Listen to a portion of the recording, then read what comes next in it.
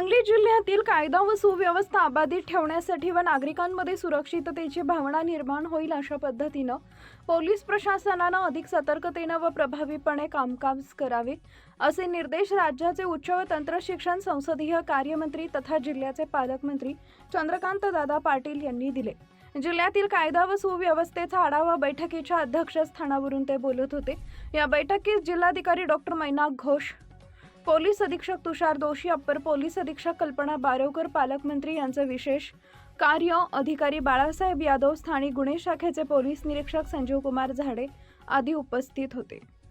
महाराष्ट्र शासनाने या राज्याचे मुख्यमंत्री माननीय देवेंद्रजी आणि दोन्ही उपमुख्यमंत्री एकनाथजी आणि सुनेत्राबाईंनी एक खूप मोठा शेतकऱ्यांच्या हितासाठी धाडसी निर्णय केला।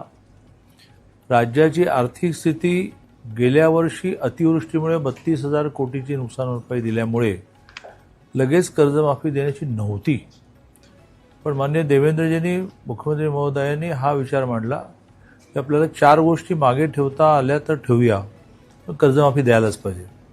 36,000 कोटीची ही कर्जमाफी असेल, ज्याच्यामध्ये नियमित कर्ज भरणाऱ्यांना सुद्धा 50,000 रुपये प्रोत्साहन अनुदान आहे आणि 2 लाखाच्या वरची जी कर्ज आहेत, ज्या कर्जांच्या बाबतीमध्ये सुद्धा ह्या कर्जमाफीमध्ये विचार केलेला आहे। आव्हान आपल्याला एवढंच आहे की ह्यासाठी आपलं त्या गावातले विविध कार्यकारी सोसायटीमध्ये रजिस्ट्रेशन झालं पाहिजे, तर आपण ॲग्रीस्टॅक असं म्हटलेलं आहे।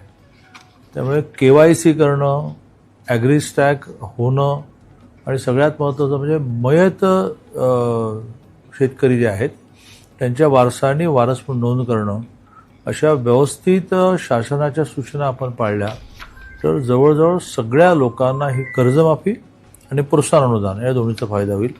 मी सगळ्यांना आवाहन करतो की टीका टिप्पणी करण्यापेक्षा विरोधकांनी सुद्धा आपापल्या भागातल्या शेतकऱ्यांना या सगळ्या गोष्टी समजावून सांगण्याची आवश्यकता आहे। तर 56 लाख 56 लाख शेतकऱ्यांना हे कर्जमाफीचा फायदा होणार आहे।